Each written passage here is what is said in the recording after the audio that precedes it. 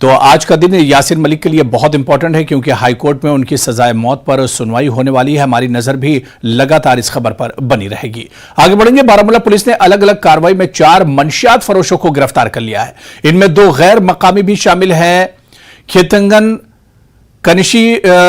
कनिशपुरा और फतेहपुरा में यह कार्रवाई की गई है और ये गिरफ्तारियां हुई हैं। मंशियात फरोशों के कब्जे से ममनू अशिया भी जब्त की गई है।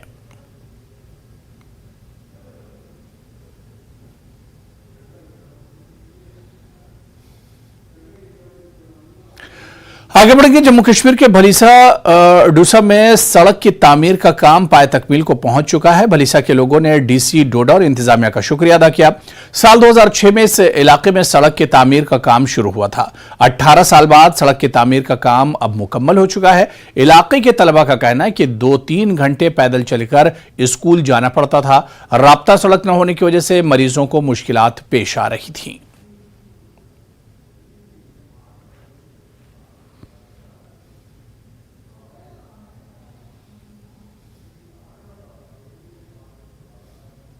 आज हमें इतनी खुशी है। 2023 में हमें रोड आ रही है। हमें जब स्कूल जाना पड़ता था, कॉलेज जाना पड़ता था, 2-2, 3-3 घंटे हमें पैदल जाना पड़ता था। बहुत ज़्यादा प्रॉब्लम हो जाती थी, बारिशें होती थी, बड़ी प्रॉब्लम हो जाती थी। तो आज मतलब हम बहुत ज़्यादा खुश हैं कि हमें रोड पहुंच गई है।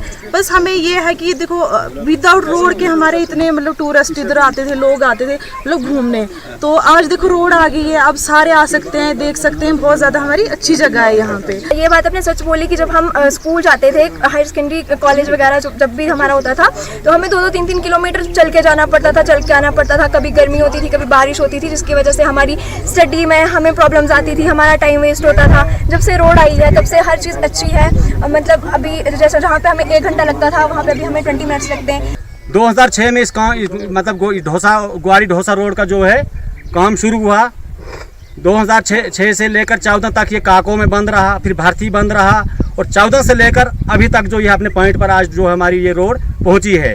इसके लिए मैं सबसे पहले अपने डीसी साहब विशेषपाल महाजन जी, एसएसपी अब्दुल क्यूम चौधरी जी, एसडीएम अपने अरुण कुमार बडियाल जी, तहसीलदार साहब, नायब तहसीलदार साहब और एक्स एमएलए श्री दिलीप सिंह परिहार का इसमें एक अहम रोल रहा।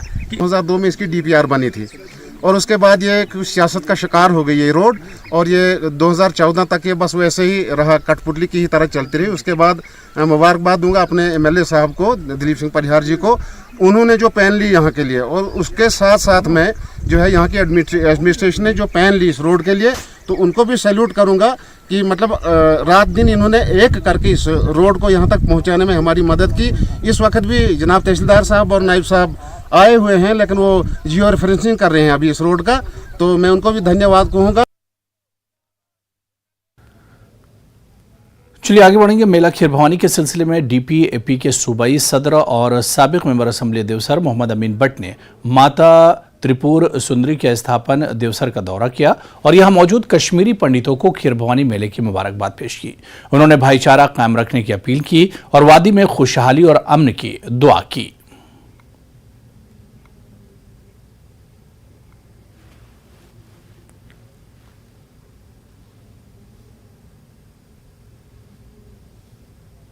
पिछले 20 साल से हम यहाँ पर आते हैं। इस दिन ये माता खीर भवानी सुंदरी जो इधर खनबरनी में है स्थापन, इधर आते हैं हम। कभी 10 लोग आते थे यहाँ, कभी 20 लोग आते हैं। आज मैं बहुत खुश हूँ, हजारों की तादाद में कश्मीरी पंडित यहाँ पर है। हम यही दुआ करते हैं, अमन होना चाहिए, अमन होना चाहिए, और आज जो ये बारिशों का दौर ये रुकना चाहिए। यही दुआ आज यहाँ करेंगे। खास मैसेज कोई कश्मीरी पंडितों के लिए?